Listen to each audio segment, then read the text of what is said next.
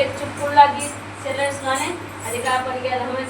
सैया बलम यार ये जेठान यार ननद यार माई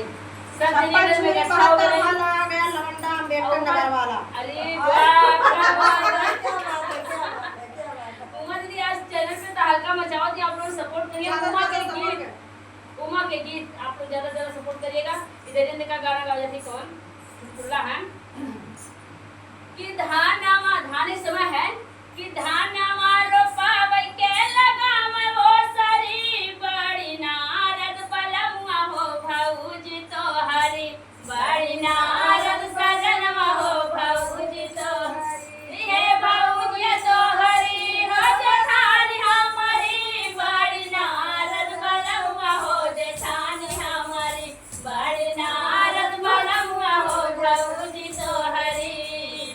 कि जैसे तैसे कई के हम धनवा रोपाई अरे जैसे तैसे कई के हम धनवा रोपाई अरे धनवा कुन धनवा कटावे के लगावे वो सरी बड़ी नारद पलमुआ भौजी बड़ी नारद पलमुआ हो भौजी तोहरी हे भौजी तोहरी हो जेठान हमारी बड़ी नारद पलमुआ हो भौजी तोहरी बड़ी नारद सजनवा हो जेठान हमारी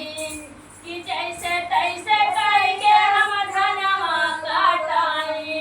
अरे जैसे तैसे कई के हम धनवा काटाई कि धनवा पिटावे के लगावे वो सरी बड़ी नारद पलमुआ हो जेठान हमारी बड़ी नारद पलमुआ हो भौजी तोहरी हे बाबूजी तू हरी हे भगवान हमारी बड़ी नारद सजनवा हो भौजी तोहरी बड़ी नारद पलमुआ हो जेठान हमारी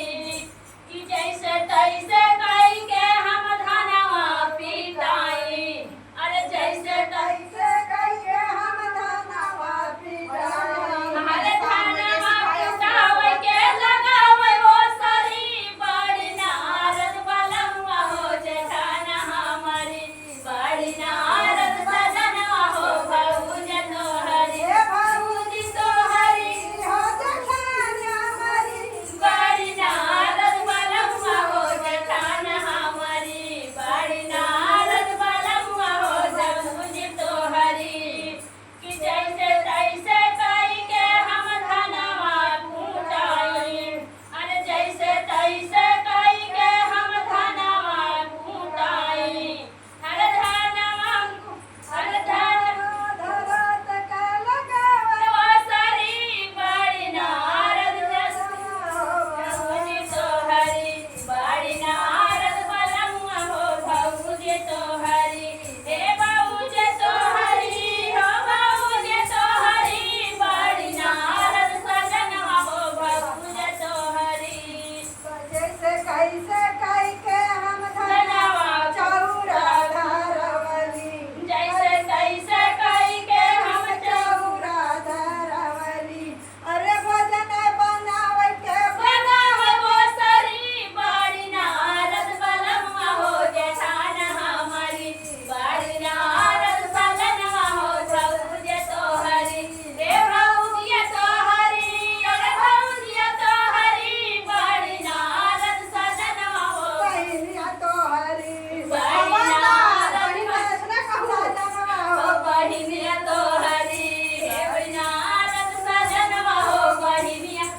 लगावे झगड़ा बड़ी नारद पलमुआ हो बहिनिया बड़ी लड़ाई हो जाए बहिन तो प्राइस बता हमें जब सब कहारत बड़ा निक लगाला अपने दूसरे घर का है तो कुछ सबर करके करा ही ना हम घरे ना आए खनस्ता से हम जा नहीं जा मत तो बिटिया